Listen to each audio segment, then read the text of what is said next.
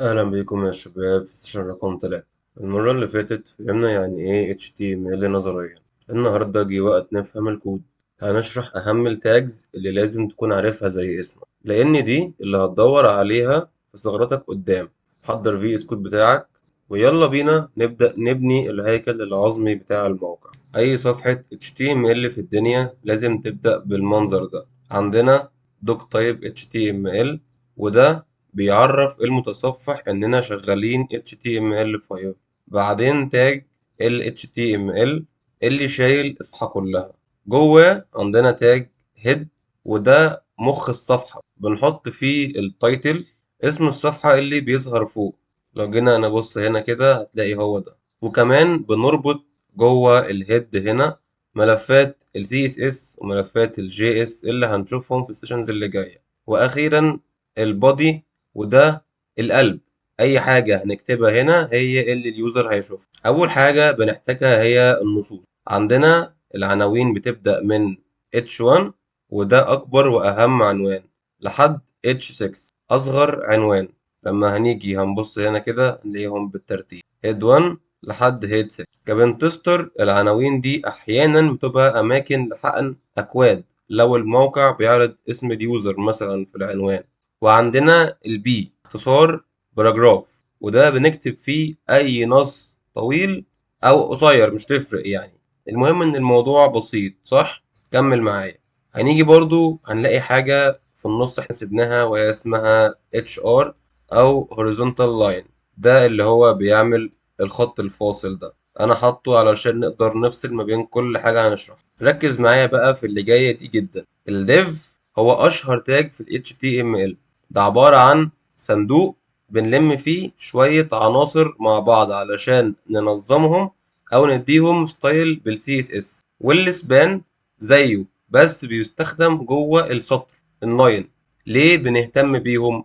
لأن أغلب المواقع الحديثة عبارة عن ديف جواه ديف، ففهمك لتقسيمة الصناديق دي هيخليك تفهم الموقع مبني ازاي، وتعرف توصل للعنصر اللي عايز تستهدفه بسهولة.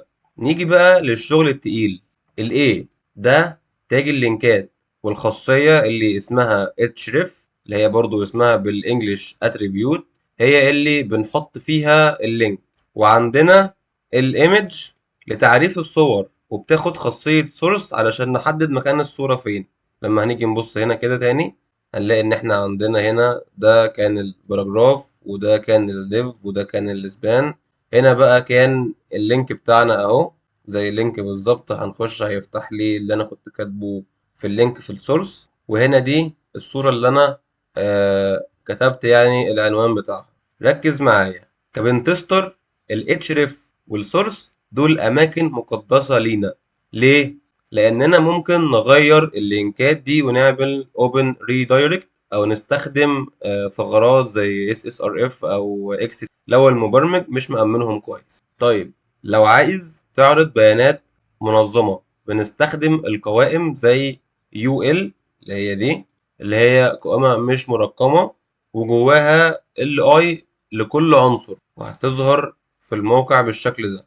أو الجداول اللي هي في تاج التيبل، اللي بتتكون من صفوف TR وخلايا TD، وبتظهر برضو بالشكل ده. جدول أهو، داتا واحد في رو واحد، داتا اتنين في رو اتنين، في رو واحد، داتا واحد رو اتنين، داتا اتنين رو اتنين.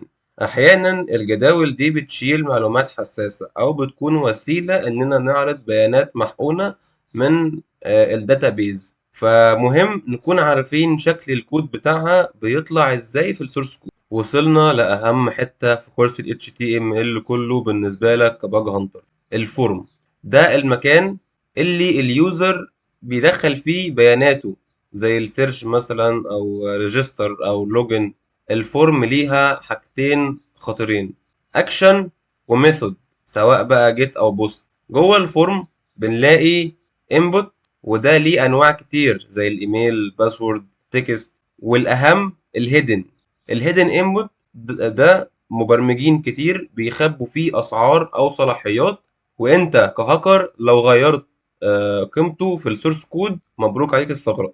قبل ما نختم ما تنساش التعليقات دي مش بتظهر لليوزر بس، بتظهر لنا في السورس كود، وياما الهاكرز لقوا فيها باسوردات او لينكات لادمن بانلز نسيوها المبرمجين. وكمان في اغلب الاوقات بنلاقي تاج السكريبت اللي هو ده في اخر حاجة جوه تاج البادي، مش تاج الهيد زي ما قلت في اول الفيديو. وده اللي بنحط فيه اكواد الجافا سكريبت.